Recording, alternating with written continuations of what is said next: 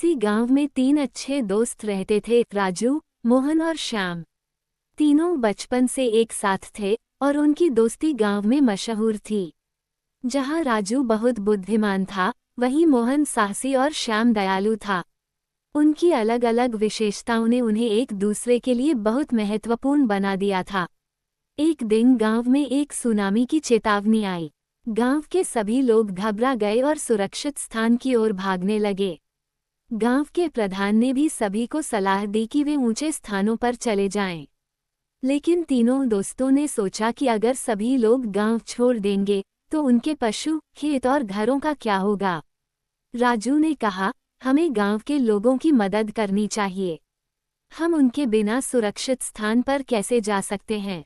मोहन ने समर्थन किया, सही कहा राजू, हम अपने गांव को नहीं छोड़ सकते। श्याम ने भी सहमति जताई, अगर हम सब मिलकर प्रयास करें तो हम इस संकट का सामना कर सकते हैं। तीनों दोस्तों ने मिलकर योजना बनाई। राजू ने एक ऐसा रास्ता खोजा जो गांव को सुरक्षित स्थान तक ले जाए। मोहन ने गांव के युवाओं को एकत्र किया और उन्हें रास्ते में आने वाले खतरों से बचने के तरीके सिखाए। श्याम ने बुजुर्गों और बच्चों की देखभाल का जिम्मा उठाया। उन्होंने सभी गांव वालों को संगठित किया और धीरे धीरे उन्हें सुरक्षित स्थान की ओर ले जाने लगे। सुनामी आने से पहले ही वे सभी गांव वाले सुरक्षित स्थान पर पहुंच गए। लेकिन सुनामी के आने के बाद गांव का हाल बुरा हो गया।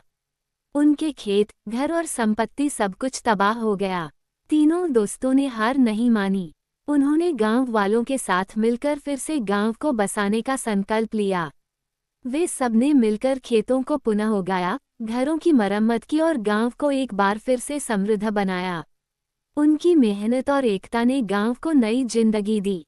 कहानी का संदेश यह है कि कठिनाइयों के समय में एकता और समझदारी से काम लेना चाहिए। जब लोग एकजुट होते हैं और मिलकर किसी संकट का सामना करते हैं, तो वे किसी भी विपत्ति को मात दे सकते हैं। तीनों दोस्तों की तरह हमें भी एकजुट रहना चाहिए और समाज के लिए सदैव कुछ करने का प्रयास करना चाहिए। इस कहानी ने ये साबित किया कि सच्चे दोस्त वही होते हैं जो मुश्किल समय में एक दूसरे का साथ देते हैं और दूसरों की मदद के लिए हमेशा तैयार रहते हैं। उनकी एकता और हिम्मत ने उन्हें और उनके गांव को नया जीवन दिया।